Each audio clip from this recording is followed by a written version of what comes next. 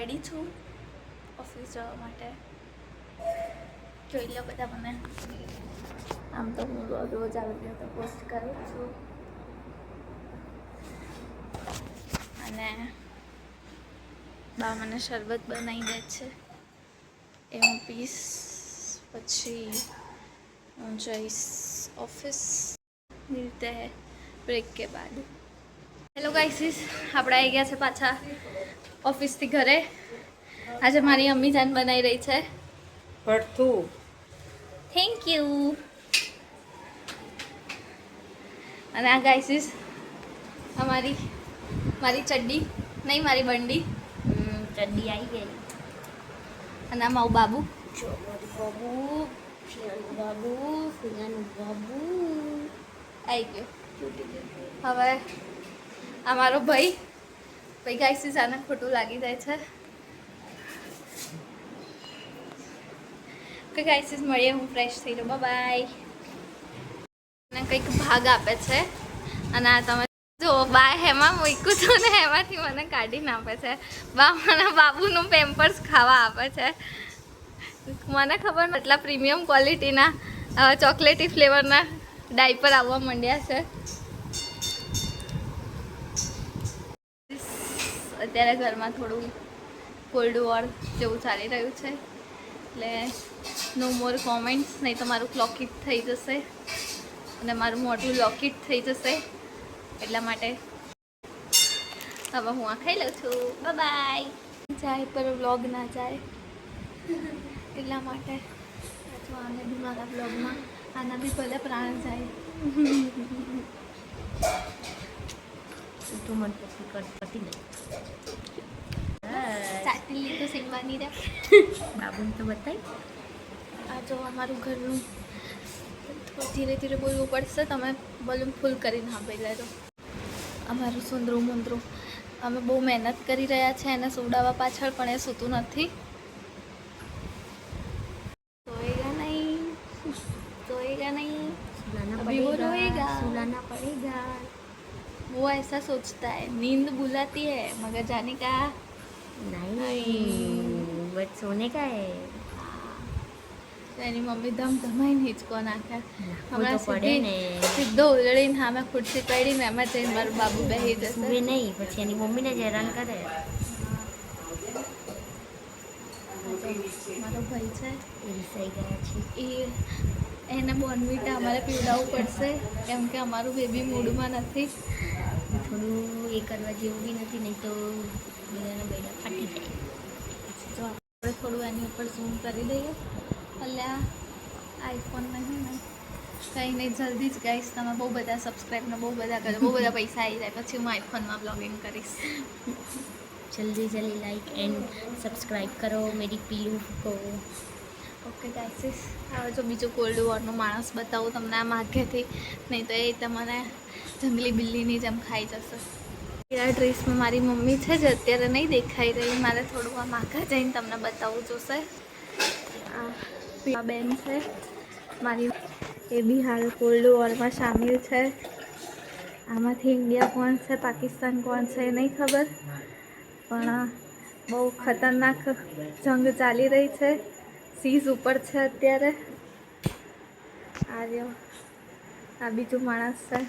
હવે મીન્સ આવા લુક આપેલા જોઈને મને એવું લાગે છે મને સીધી અહીંયાથી નીચે ફેંકી દેશે.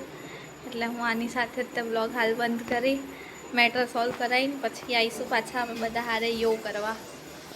છે શું સજેશન છે તમારું?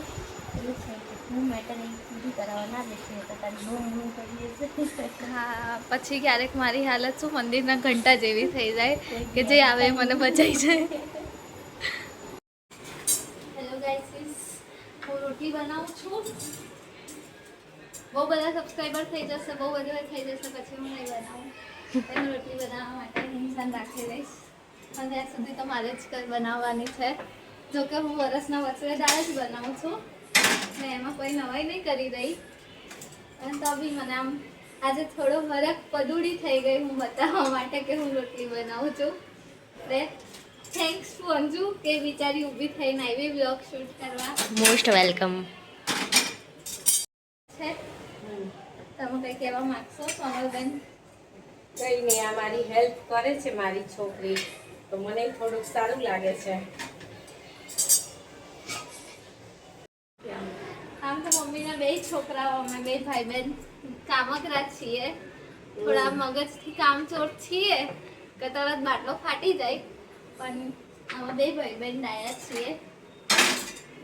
બહુ ડાયમંડ બધાની બૂમ પાડાઈ જશે. હા, મારો ભાઈ બી બહુ ડાયો છે. અત્યારે જો કે એ થોડું સાયલેન્ટ મોડ ઉપર વયો ગયો છે.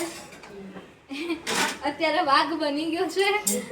વાઘ કોઈ દિવસ ઘાસ ના ખાય એટલે અમને અત્યારે ઘાસ નહીં આપતો. બની ગયા છે. ઘાયલ છે એ બની ગયો છે. તો વાઘ અમને ઘાસ નહીં આપી ગયો, કેમ કે વાઘ ઘાસ ખાય નહીં ને એની જોડે હોય નહીં. એ જલસામાં આવશે એટલે એને આપણે બ્લોગમાં લઈ લઈશું.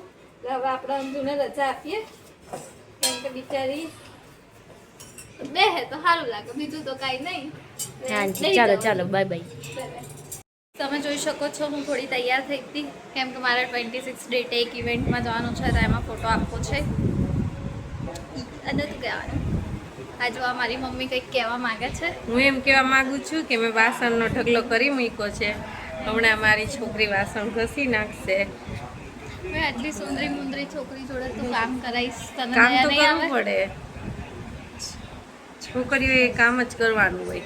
અમે આટલા મોટા થયા તોય કામ કરીએ તું તો છીએ. મમ્મી હવે બૈરી થઈ ગઈ. બૈરી થાય તોય કરવાનું હોય. છોકરી હોય તો એમ કે તારે હારે જવાનું એટલે કામ કરવાનું, અને સાસરે જાય તો એમ કે તું વહુ છો એટલે કામ કરવાનું. ઘરે વહુ આવે તો કે તું હાવું થઈ એટલે કામ કરવાનું. પછી એમ કે નાનું છોકરું બસ. થયું એટલે કામ કરવાનું. સ્ત્રીના દુઃખો.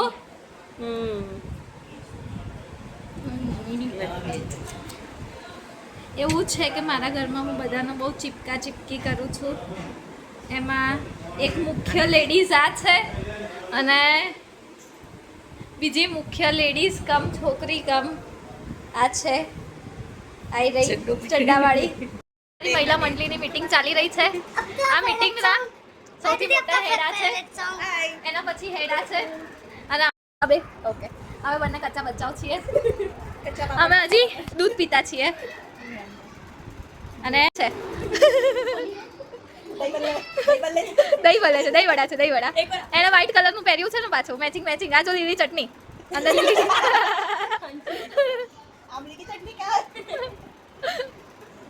સૌથી નાનું સુંદરું મુંદરું આવી ગયું છે એની મમ્મીના ખોળામાં. અને આ બીજું બાબુ જોવે છે. આ મારી મમ્મી લઈને આવી છે. આ જો આ ચડ્ડામાં ફરે ચડ્ડુડી, આ ચડ્ડામાં ફરે અને મને જોવો.